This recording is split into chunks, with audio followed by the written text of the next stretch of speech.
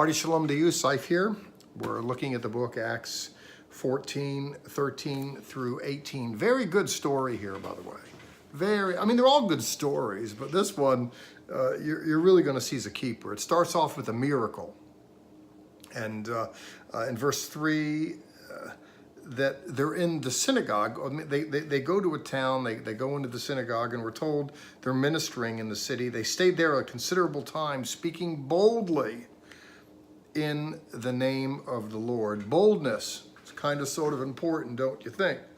We're told that signs and wonders were granted along with the message. And by the way, I think that miracle performance was the authenticating criterion for apostolicity. That is to say, the proof for the message and the messenger was that they were able to deliver heaven's help for life's assorted hurts. It's an attestation. This isn't just a philosophical movement, but that there's power behind it.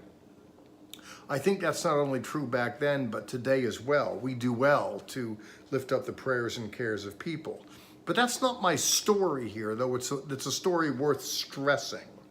You know, Pentecostalism emerged to revisit the story of God's healing power, and everybody was aghast, all the mainline, because Christianity turned into a philosophical, theological society where people kicked around, you know, lofty ideas and creeds and deeds, but somehow the punching power of the gospel was minimalized. And Pentecostalism wasn't a theological movement. It was jump-started by providence, it seems to me, to kind of bring back to the world the memory that God so loved the world that he wants to help the world, in the world.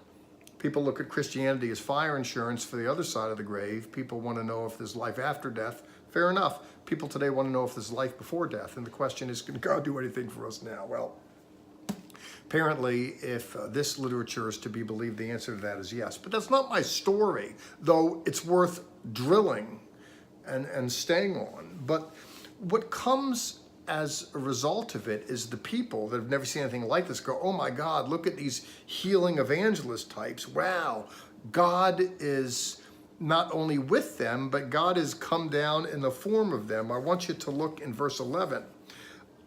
And there's a critique here that I want to tender graciously. Now, the crowd in verse 11, seeing what Paul had done, lifted up their voices, saying, the gods have become like men and come down to us. That is to say, people never saw anything like that. And they go, wow, look at this. Surely, not only that God is with us, but he's with us, he's taken on the form of those who are presenting the message to us. This is what they were used to. You know, there's Zeus and he comes down, and, you know, the gods come down and appear among mortals. So there's a sense in which that understanding is well intended and it comported with their sensibilities.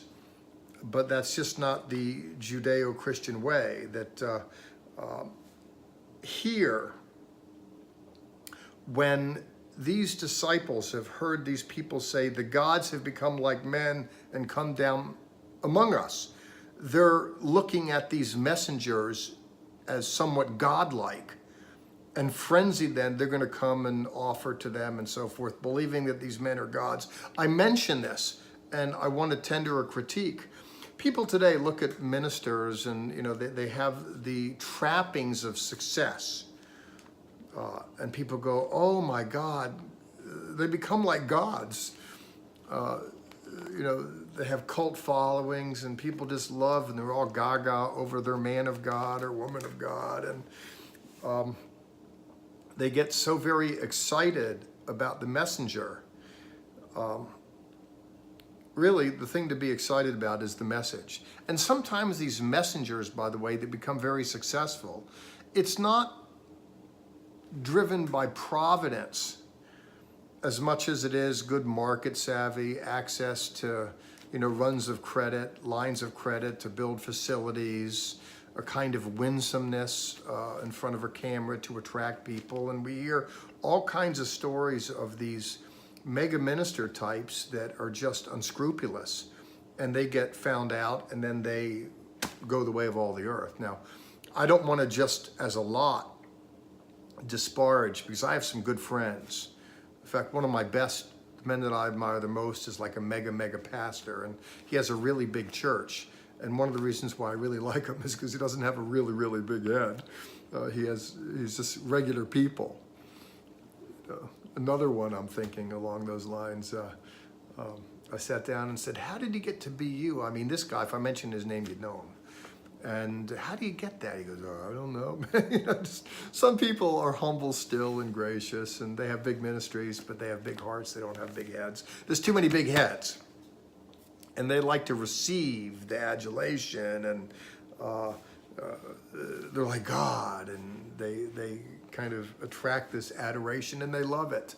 I want to tell you that that's just not acceptable. In fact, that's not acceptable because in verse 14, when the emissaries heard it, they tore their clothes and rushed out and said, men, why are you doing these things? We too are human, just like you.